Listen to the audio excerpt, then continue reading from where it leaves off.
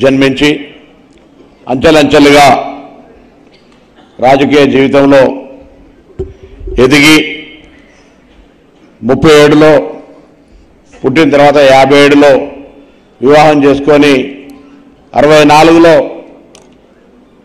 గ్రామ సర్పంచ్ నుంచి ఏకగ్రీవంగా ఎన్నికైనప్పటి నుంచి 99 వరకు కూడా మందిరి నియోజకవర్గాన్ని కానీ ఉమ్మడి కరీంనగర్ జిల్లాకు సంబంధించి అనేక రకాలైనటువంటి నిర్మాణాత్మక అభివృద్ధి కార్యక్రమాలు వారు చేసినటువంటి కృషి ప్రజలతో సంబంధం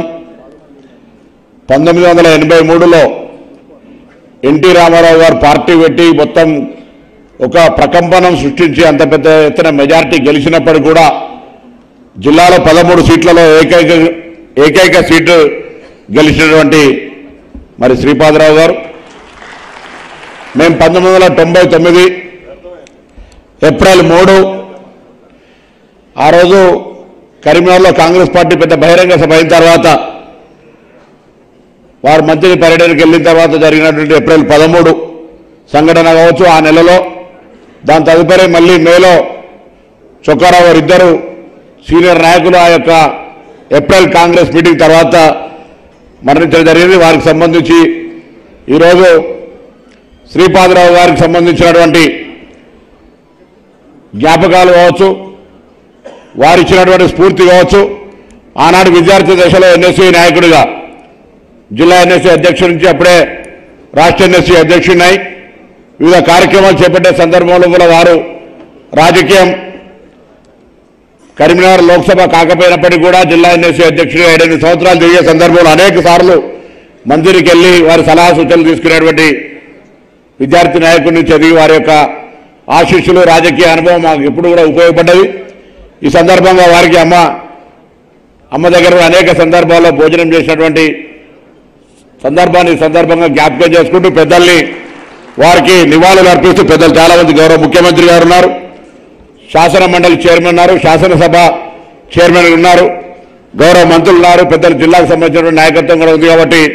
ఈ సందర్భంగా ఎక్కువ సమయం తీసుకుండా శ్రీపాదరావు గారి యొక్క చరిత్రకు సంబంధించి శ్రీపాదరావు గారి యొక్క ఆలోచన విధానం కలివిడితనం కావచ్చు ఉమ్మడి రాష్ట్రంలో ఎటువంటి ఎవరితోటి విభేదాలు లేకుండా ముందుకు పోయే విధంగా ఉండేటువంటి శ్రీపాదరావు గారిని ఎప్పుడు కూడా ఆదర్శంగా తీసుకున్నట్టయితే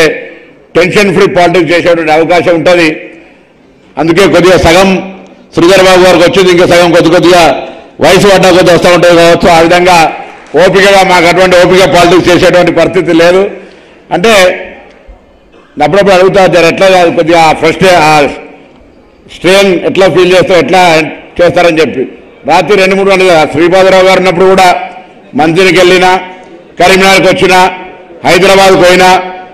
పొరపాటున బొంబాయి పోయినా ఢిల్లీ పోయినా మంత్రులు ఎప్పుడు ఉందరు ఇప్పుడు కూడా శ్రీధరబాబు గారి దగ్గర ఎట్లనే ఉంటారు ఎక్కడ పోయినా కూడా లోకల్ స్థానికులకు ఇబ్బంది ఆ విధంగా కాన్స్టిట్యున్సీ అంటే ప్రాధాన్యత ఇవ్వాల్సిన ఆవశ్యకతను వాళ్ళ దగ్గర చూసి నేర్చుకోవాల్సిన అవసరం ఉందని సందర్భంగా మనం చేస్తూ సమయం ఎక్కువ తీసుకోకుండా పెద్దల్ని మరొక్కసారి వారికి ఘనంగా నివాళులు అర్పిస్తూ వారిని విద్యార్థి దశ నుంచి చూశాం కాబట్టి మా జిల్లాకు సంబంధించిన పెద్ద నాయకత్వాన్ని అందరూ కూడా చొక్కారావు గారు కావచ్చు వెంకటస్వామి గారు కావచ్చు సత్యనారాయణరావు గారు కావచ్చు శ్రీపాదరావు గారు కావచ్చు అటువంటి వాళ్ళని రాజకీయంగా విద్యార్థి దశను చూసినాం కాబట్టి రాజకీయంగా ఎన్ని ఒడుగుతురుగులు వచ్చినా పార్టీ మారకుండా పార్టీలో క్రమశిక్షణగా ఉండగలిగినాం అనేటువంటి ఒక నిబద్ధతతో మనవి చేస్తూ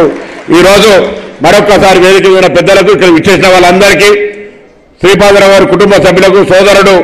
శ్రీధర్ బాబు గారికి ప్రత్యేకించి అభినందనలు ఎందుకంటే కార్యక్రమం తండ్రి గారికి సంబంధించి ఎవరైనా చనిపోయిన తర్వాత నెల రోజులకో ఏడాదికో మర్చిపోయేటువంటి పరిస్థితి కానీ ప్రతి సంవత్సరం కూడా అటు జిల్లాలో కావచ్చు ఇటు హైదరాబాద్లో కావచ్చు స్మారకంగా కార్యక్రమాన్ని పెట్టుకొని వారి స్ఫూర్తిని ముందుకు తీసుకుపోయి ఆలోచన చేస్తున్నటువంటి కుటుంబ సభ్యులందరికీ కూడా అభినందనలు తెలియజేస్తూ నమస్కారం చెప్తూ సెలవు తీసుకుంటా ఉన్నాను.